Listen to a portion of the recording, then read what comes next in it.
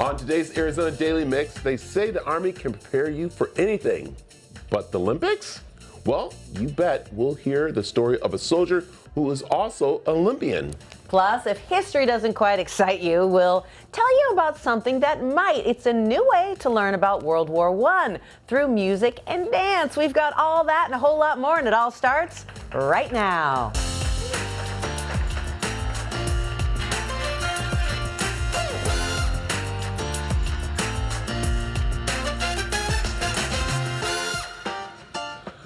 Hello and welcome to the Arizona Daily Mix. I'm Brad Perry. And I'm Teresa Strasser. It is Veterans Day, and Brad and I just wanted to take a moment to thank all veterans for their service. Lexi is out and about for a special at the Heard Museum. Good morning, Lexi. Yes, good morning. You're right. I'm out here because they're celebrating their annual American Indian Veterans Day and Sunset Tribute. As you can see behind me, we have a gorgeous performance going on. Isn't this a great way to spend your morning? Oh, it is, and it's a great way to honor all those veterans and everyone throughout the community. So we'll be checking back in with her and learning more about this. Thank you, Lexi. So that's really great. Nice event happening out there. So speaking of veterans, I know you've got a shirt. Yes, this is really cool. So I went over to this Live Bearded to work on my beard, and they have this great thing they do because it's veterans who work there. But it's called Remember Everyone Deployed shirts, or they call it the red shirt. And for every shirt sold, they will be donating 1 bar of soap to a deployed service member overseas on your behalf. And for more information, you can head over to their website. Go to livebearded.com/red. So they groom your beard. Actually, no, they have all the oils and stuff. And they gave me a serum to grow my beard. So now I'm in this whole little program of growing this beautiful beard. It does look great, and they do employ veterans. What a great company. And there goes the shirt right there. You go. So, but they want to make sure we remember our veterans and also, of course, those who are still deployed overseas. So when you purchase a shirt, they give a bar of soap to a deployed service member overseas, which is really cool. So it is. Yes. With that said, we're less than 100 days until the 2026 Winter Olympics, and the nation's top athletes are aiming for a spot on Team USA, but many are unaware that this elite group of athletes includes soldiers from the U.S. Army's world-class athletic program who are serving their country in more ways than one. I recently talked with Staff Sergeant Deidre Irwin, who's preparing for her second Olympic appearance in biathlon. She placed 7th last time, which is a historic win for an American. That was in 2022 in Beijing. Here's a look at where she is now. Good morning, Staff Sergeant Irwin. It is such a pleasure to talk to you. It's an honor to meet you. I think a lot of people aren't as familiar with biathlon as some other Olympic sports. So can you talk us through the sport and how did you become one of its most elite athletes? So biathlon is an incredibly unique winter sport. And when you hear about it from most people, they think we do like running and swimming or something. But in reality, we do Nordic skiing and we are precision rifle marksmen. So we ski around with a rifle on our back and we'll stop in the middle of our race and we'll try to shoot targets in prone and in standing. And whoever hits the most and gets to the finish line fastest ends up usually winning the race. So it's a really unique sport that combines, all the difficulties and high heart rate and everything of endurance, athletics, and the focus and calmness and precision of rifle marksmanship. Well, we've seen some pictures of you in your Army fatigues. Obviously, you're a member of the United States Army. Talk about how the Army is supporting you on your path to the Winter Games. So I joined the U.S. Army in 2019, and the support they were able to give me really helped get me to the 2022 Olympics, where I got that debut 7th place finish, best finish from a U.S. Olympian ever at the Olympics. And so now this time I'm with the U.S. Army World Class Athlete Program, and they've been able to give me enough financial support and, just physical support, coaching, and everything for my travel that I've been able to really focus on making it to the Olympics and pursuing that really, really high level of getting on that Olympic podium. I think a lot of people may be surprised to find out that the Army has an entire roster of what are called soldier athletes. What else should people know? As a soldier athlete, it's super unique. We're able to have these dual careers where we are U.S. Army soldiers, but we're also pursuing our dreams of being professional athletes. And I think that's the uniqueness of the military and the U.S. Army. And there's over 250 jobs that you can have, and you can pursue them and make a career for yourself while also pursuing your other dreams, which might be to be in college, to go to college, or to be a professional athlete. And to have that U.S. Army career to fall back on when you, well, for me, like when I am done with biathlon, I have an amazing career to fall back on with the U.S. Army. So the United States has never medaled in biathlon. Is this going to be our Olympics? I think it is. I have full confidence in my team and everyone that we're bringing to the Olympics this time around. I was super close last time, just one shot away. And so I think what's so unique about biathlon, there's so many variables. It can be anyone's day, anytime. And I really think that we're going to bring home at least one Olympic medal this year and finally break that spell. I cannot wait to watch. We're all going to be rooting for you from our couches. Where can people go for more information about soldier athletes? For more information about soldier athletes and joining the military and joining the U.S. Army and seeing what it can be for you, you can go to goarmy.com. Thank you so much and best of luck to you. Thank you so much.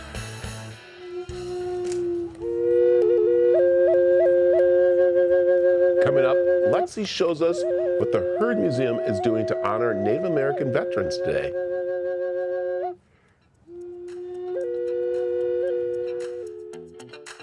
And the Phoenix Boys Choir is holding a special Yuletide concert series to get you in the spirit.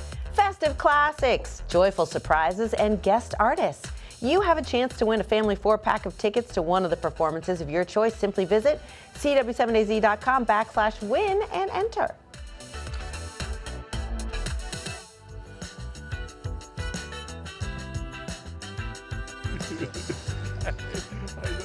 We are out here at the Heard Museum because we are celebrating Veterans Day. Behind us, we have a memorial. This is your guys' 13th year with it. Can you tell me a little bit about it? Thank you, Alexis. What's great about having the memorial here, this is the first memorial in the nation to comprehensively tell the veteran story. And here at the Heard Museum, it came about through our American Indian Advisory Committee. Some of the men that sat on that committee are veterans, and they pushed for this to be here and be celebrated. And so some of the things we are seeing are statues, there are some poems. Can you tell me, we're looking at this one right here. I know it has a special story. Can you briefly explain it?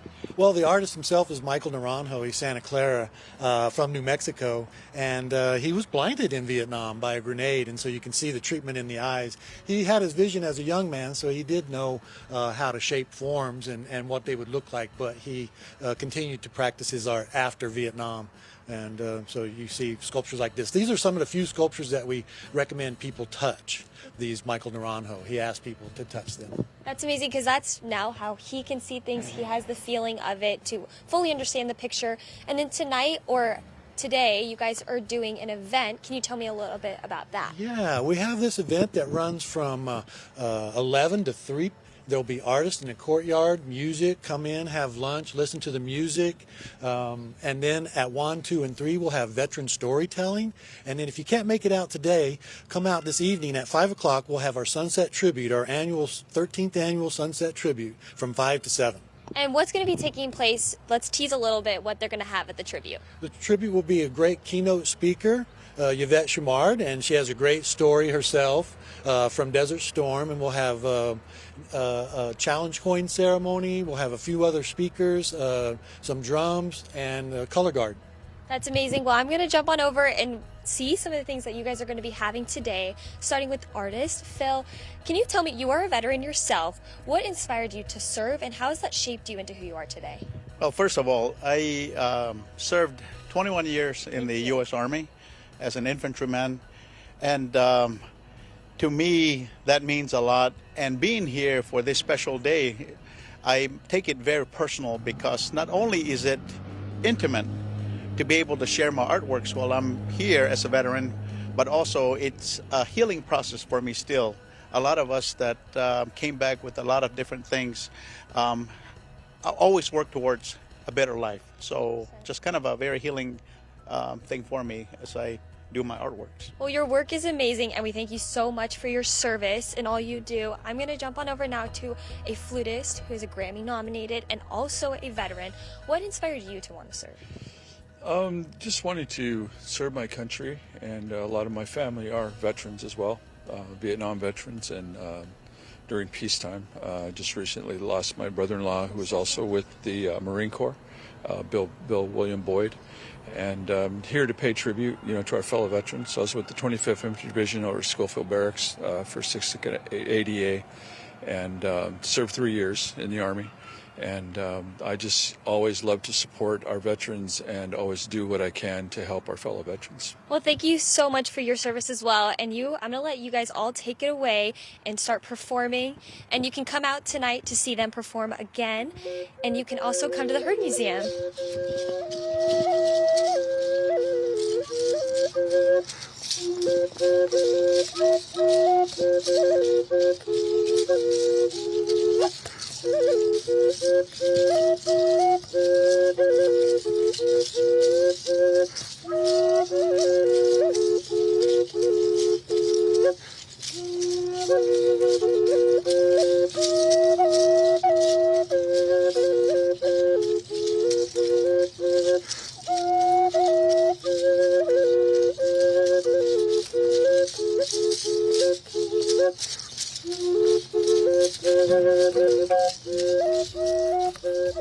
Coming up, we'll see history set to music at Carnegie Hall. That's next.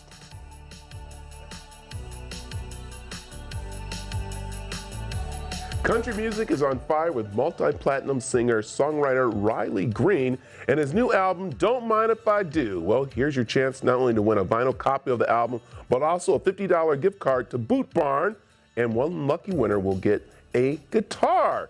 Plus, we'll hear that Riley Green is going to send over his autograph with it. That's right. For your chance to win, all you have to do is enter at cw7az.com/win.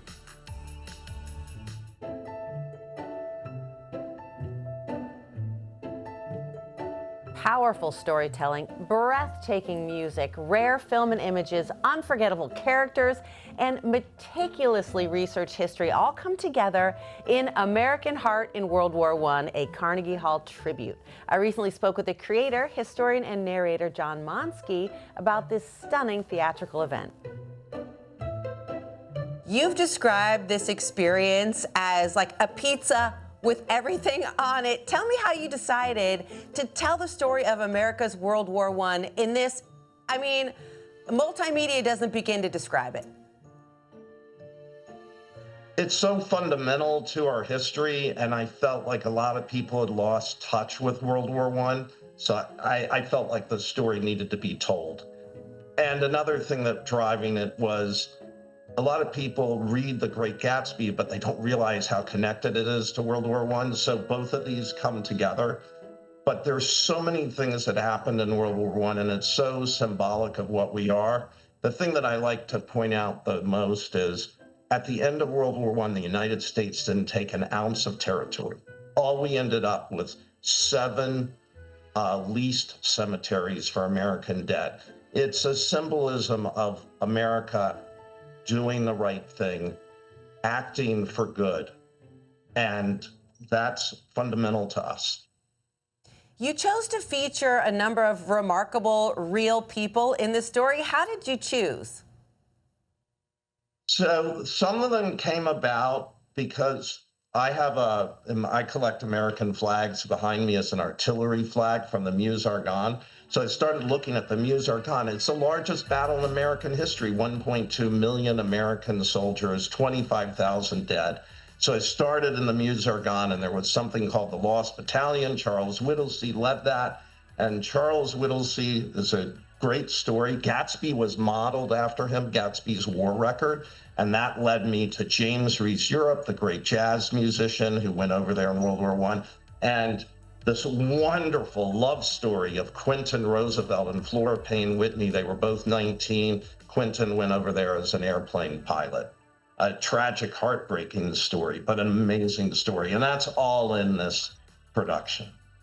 You are at the heart of this production, and I've been lucky enough to see a bit of it, and I kept thinking to myself, how does this man with a background as a historian and as a lawyer end up on stage with a 60-piece orchestra and all of these Broadway performers at Carnegie Hall? You know, I've been asking the same question of myself. When I have 4 kids, and when they were little, we put a flag up on Flag Day on the fireplace because I collect these flags, and then my wife would play the piano, the kids would bring their friends and their parents' friends, and I would tell these stories. And eventually, I ended up at Carnegie Hall. So, I did these for people saw them. They had me do them at the New York Historical, and then one day I thought my brother was pranking me. I got a phone call in my office, my own business, and it was the artistic director at Carnegie Hall, and they said, "We want you to come here." And I said, "Wow, that's amazing." They said, "Can you do March 25th? I looked at my calendar. I didn't have any gigs on March 25th. I had 0. I only did Flag Day. So I waited 10 seconds. I said, "Yeah, I can make that happen." And I said, "I want to ask you a question. Is there any way we could put an orchestra with this?" And he says, "You want 110 pieces or 88? I mean, you look really comfortable up there. Well, I don't have much to lose. Well, the old joke, how do you get to Carnegie Hall? Yeah, I heard that, but there are 2 ways: practice, practice, practice, or honor Flag Day. Either way. You mentioned having 4 kids. I've got a couple kids who are teenagers, and they know about Gatsby. Why do you think Gatsby, either it's had a resurgence in popularity or it's always been interesting to younger people? It's timeless. And when I peeled back Gatsby, I read it in high school like everyone else. I thought I was seeing a love story. But there's so much more in it. And Charles Whittlesey is in it, the real Charles Whittlesey in Gatsby's war record. And there's all these references to World War I, and we talk about that. So Gatsby's a way into it. But the most important thing about Gatsby, I think, is this concept of a willingness of the heart. He's, in Gatsby, in the beginning, Nick says he had an extraordinary gift for hope. And I hope that when people watch this show, they feel that gift for hope that's so American. And when they think about Veterans Day, they connect all those dots. This is the story of where Veterans Day started. And I think you'll both enjoy it, and it'll break your heart too. It did mine.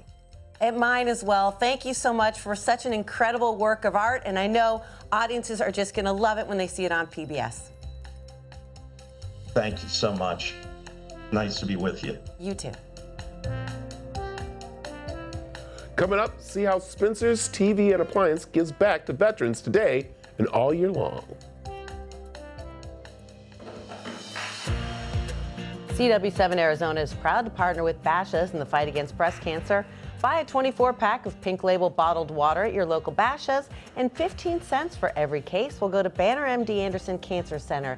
This is going on now through the end of the year. It's the season of giving. So join us here at CW7 Arizona. Drink pink to fight breast cancer and make a difference in someone's life.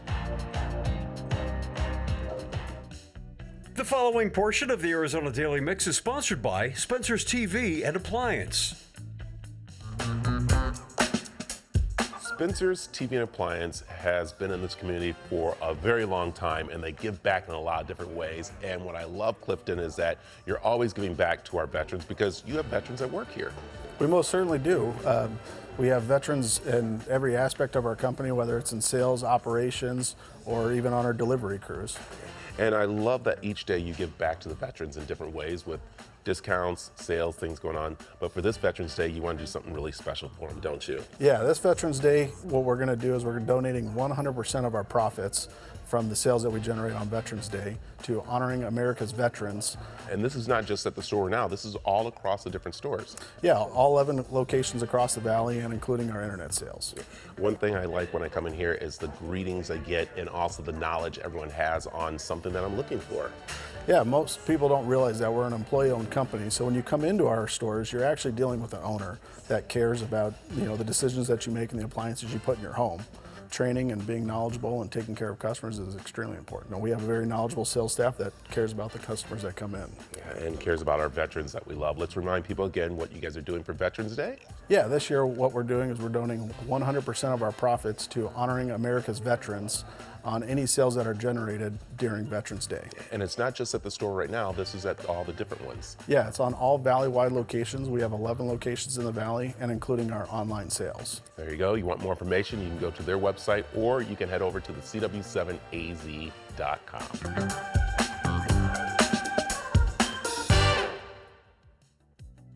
The preceding portion of the Arizona Daily Mix was sponsored by Spencer's TV and Appliance. Grab your seat on the couch and enjoy some laughs and more with us today with 2 hours of Steve Harvey and Family Feud at 4, followed by the Big Bang Theory at 6 and 6:30. Then it's our CW primetime lineup with the next generation of WWE wrestling. That's WWE NXT at 7. Then bringing on the laughs again is Big Bang Theory at 9. Then everybody's favorite boy genius again, Young Sheldon at 9:30.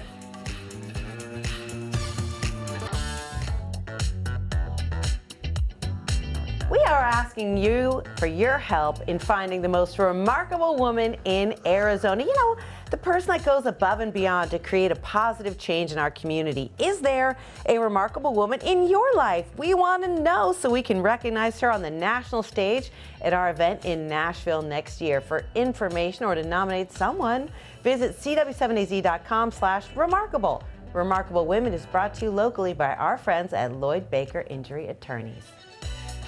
Hey, thank you very much for joining us. Tomorrow on the show, we're catching up with talk show icon Maury Povich about his changes in his life. Plus, we'll see a stunning home that's on the market in our Property Pulse series. Yes, and if you're looking for motorcycles, we'll show you the Buddy Stubbs Harley-Davidson Museum, where you can see hundreds of rare and vintage bicycles, but you can't buy them. No, you can just see them. Thank you so much for joining us this morning. We'll be back here tomorrow, 9 a.m. See you then. Bye. Bye. I know, threw me off all the rushing.